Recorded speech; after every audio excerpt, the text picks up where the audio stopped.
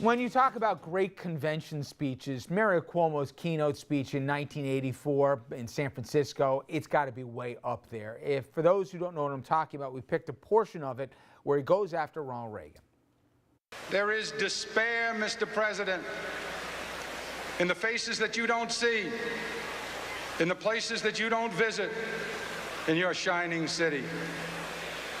In fact, Mr. President, this is a nation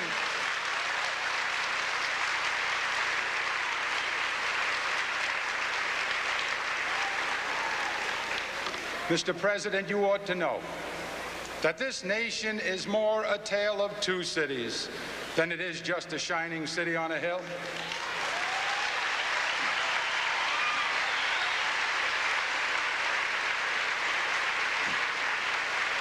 Maybe, Mr. President, if you visited some more places, maybe if you went to Appalachia where some people still live in sheds, maybe if you went to Lackawanna where thousands of unemployed steel workers wonder why we subsidize foreign steel.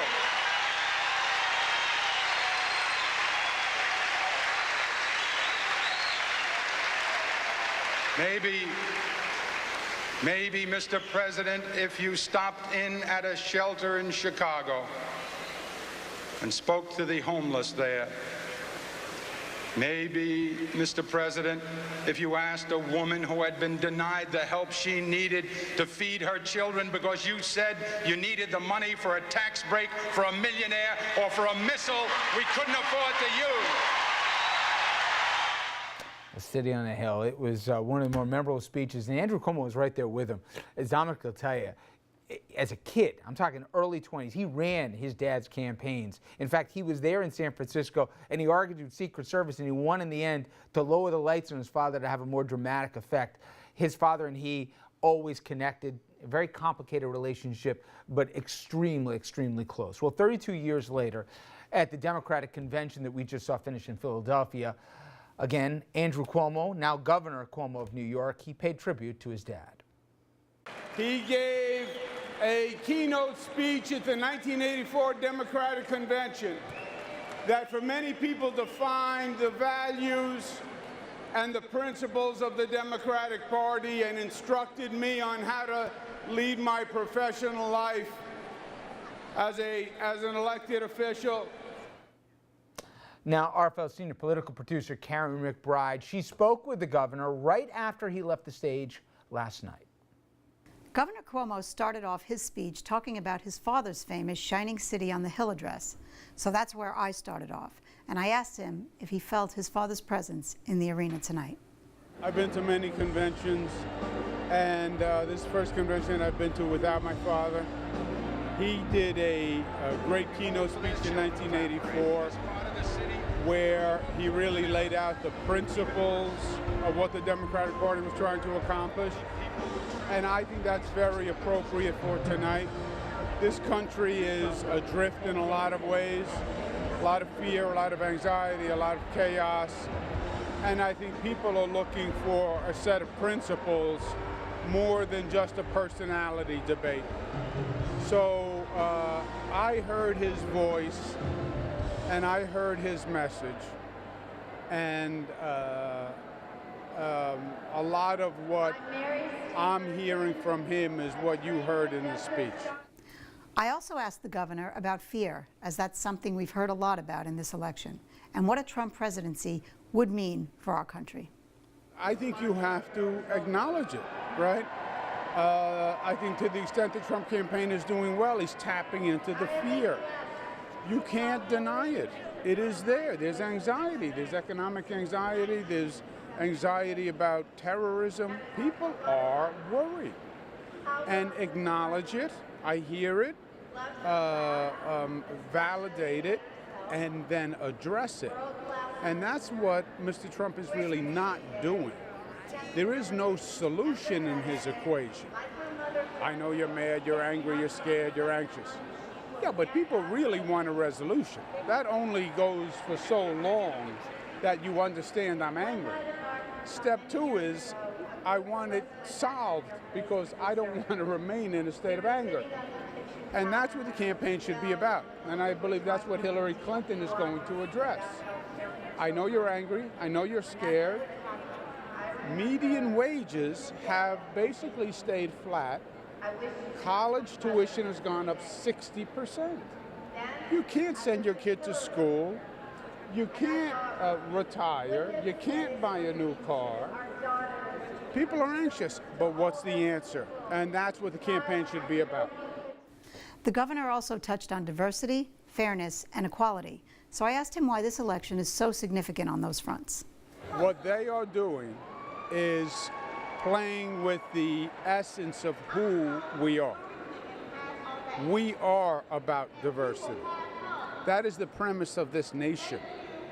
We weren't founded on any one religion or any one culture. We were different. We just put up a welcome sign and said anyone who wants to come and join and play by the rules can come. Once you start to say, well, we're suspicious of different people, we are all different people. And that is a corrosive concept for the body politic in this country. Our premise is we can take many people and forge one community, e pluribus unum. That was the founding premise. To now say different people are suspicious, immigrants are suspicious, really is divisive. And it's hypocritical. Republicans are against immigration. They're immigrants, unless they're Native Americans. And last I checked, I don't think Donald Trump came from a Native American tribe. The governor went on to talk about the historic nomination of a woman and what this means to all women, including his own daughters. All right. We've talked about it before, a complicated relationship with father and son, but I was at the breakfast earlier in the morning with the New York delegation, and he got a little choked up talking about his dad and what he was going to say tonight, which was obviously last night with the speech. And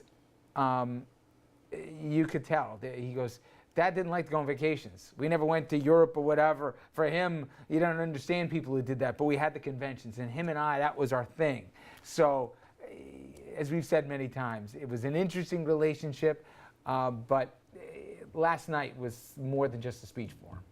Definitely more than just a speech. It's nice to see the son be able to get up there and speak after his dad, because that has been, father-son, the Cuomos, that has been one of the most complicated relationships I've ever seen in my life, and I've never been able to figure out that relationship.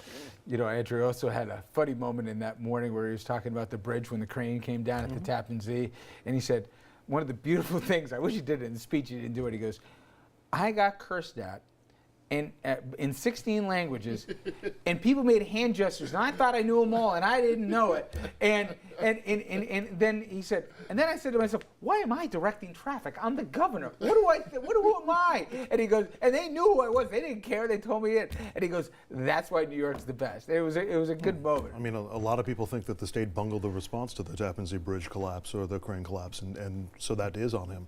I think I value Mario Cuomo's speech too much. I've always looked at it as sort of one of the cornerstone speeches in my political life of viewing them. I see Andrew Cuomo reaching for that potential, but you know he's not in the same league as his father was.